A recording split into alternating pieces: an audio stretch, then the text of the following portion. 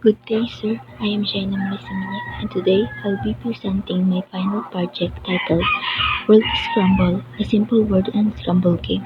Since nakiran lang po ako ng aking project, na-screenshot ko lang po yung meron ako dito sa present. Hindi ko po kasi na-video kaya ano. Pero meron naman po ako step by step na i-explain po. Introduction: Word Scramble is an engaging word puzzle game designed to enhance vocabulary and cognitive skills. The game focuses on improving word recognition, spelling, and comprehension, making a valuable tools for players for all ages. By offering a mentally stimulating an enjoyable gameplay experience, World Scramble encourages quick thinking and problem-solving as the players are changed in unscrambled games within a limited number of attempts. In this presentation, I will discuss the game's structure, mechanics, and user interface, highlighting how it balances education and entertainment. Additionally, I will explore possible future improvement to make the game even more engaging and effective for learning. Through this analysis, I aim to show how Word Scramble can serve as a fun and interactive way to build vocabulary and cognitive skills. Let's dive into details how this game was created and the goals behind it.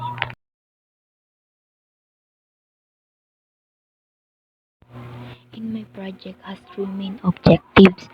First, it aims to enhance vocabulary skills. Through the gameplay, players will improve their word recognition, spelling, and comprehension, helping to build a strong vocabulary base. Second, it seeks to improve an engaging word puzzle game. I want to offer the players for all ages a mentally stimulating and enjoyable experience that keeps them changed and entertained. And third, it aims to encourage quick thinking. By giving players a limited numbers of attempts to unscramble words, the game helps sharpen their problem-solving skills and trains them to think and react. Description of the project. The Word Scramble game is an interactive word puzzle designed to test and enhance players' vocabulary skills. In this game, a word is randomly selected, scrambled, and the player must rearrange the letter to form the correct words. The main goal of this project is to improve players' spelling, word recognition, and cognitive skills in engaging educational way.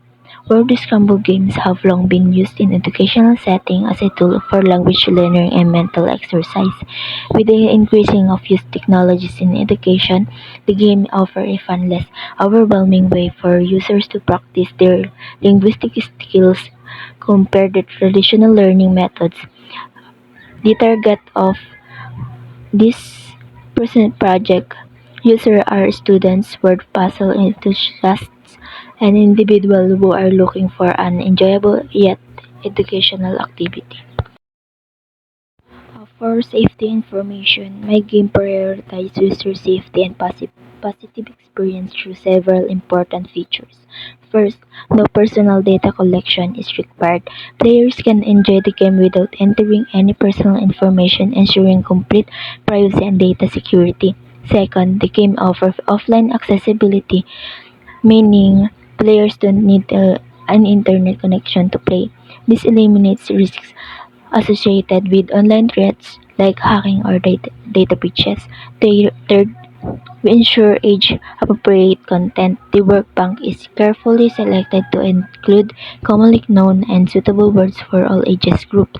Fourth, I designed a user-friendly interface that is simple and intuitive, minimizing user confusion and making the gameplay accessible for everyone. Fifth, the game includes error handling mechanisms to prevent crashes and unexpected behaviors, ensuring a smooth gaming experience. Lastly, the game promotes fair play mechanics by using random word selection, giving all players a balanced and fair challenges. Start and initialization. The process begins when the application is launched. The game is initialized, which involves setting up the game's necessary variables and interface elements. This step prepares the system by ensuring that all required settings or defaults, such as maximum attempts, are in place. Word selection and unscrambling. Once the game is initialized, the flowchart proceeds to select a random word from datasets or list of candidates. The selected word is scrambled. Its letters are rearranged to create challenge for the player. Transformation ensures that the player must rely on their word recognition skills to deduce the correct answer. Resetting attempts and preparing the UI. At this point, the number of attempts is reset, usually by setting the attempts counter to maximum allowed tries. The scrambled words and the current numbers of attempts left are displayed on the user interface. Additionally, the system clears any residual result messages or previous inputs from earlier session, ensuring that the player starts with a clean slate.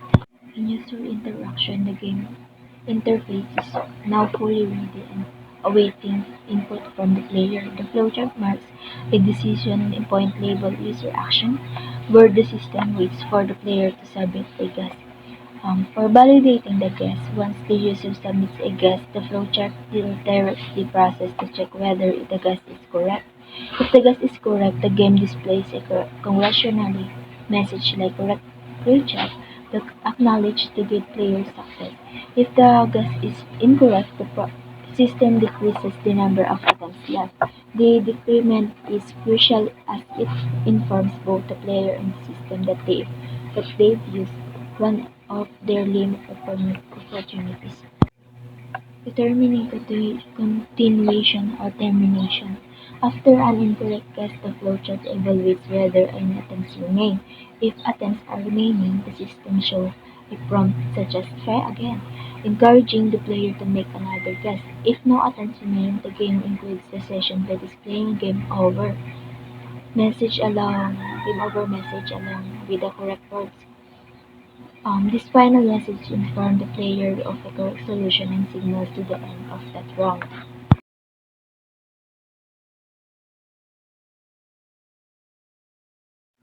The program execution. This figure shows a screenshot of a program execution for the word scramble game, highlighting both the back and front code user interface. Game design. This figure highlights the design of the Word Scramble game, focusing on the key interactive elements that enhance user engagement. At the center of the interface is the Scramble word display, which serves as the main challenges, promoting players to form the correct words. Below it, there's a user input field where players can type their answers. The check answer button gives instant feedback, making the experience more interactive and encouraging active learning. Additionally, the new words button offers a first challenge whenever the player wants to try a different words, keeping the game dynamic and exciting. Finally, an attempts counter is clearly visible, counting attempts left 3, so players can easily track how many chances they have left. Overall, this design ensures that the game is both engaging and easy to navigate. The first attempt. This figure shows the initial attempts taken for the scramble game, highlighting the interactive elements in action.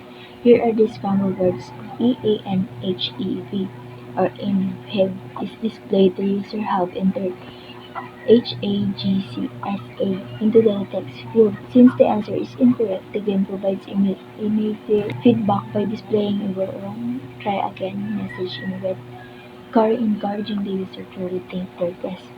The checked answer button allows players to submit their attempt for verification, while the reward button offers the new challenges when needed. The attempt left counter clearly shows how many chances the user has remaining, helping players plan their next move strategy. The feedback system keeps users engaged by offering clear guidance while maintaining a smooth and structured gameplay experience. The second attempt. The figure illustrates the user's second attempt in the word scrambled unscrambled game. Following an incorrect initial response, the scrambled word PANHEV remains visible on the interface, reminding the user of verbs to unscramble. To emphasize the limit chances left, the system displayed the message "Attempt left 1", indicating that only one more attempt is available.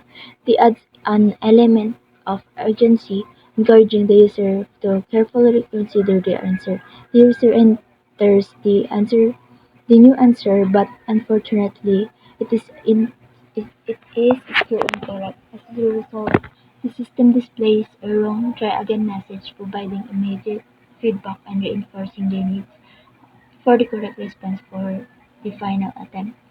This visual tracking of attempts and real-time feedback ensures the user understands their progress and remaining opportunities. The interface design in this stage is crucial for user engagement as it provides a clear indication of how many attempts remain and status each input, forecasting an interactive and responsive game experience. The last remaining chance. The figure illustrates the final attempt in Red Unscrambled game where the user enters HEVEN as their last guess.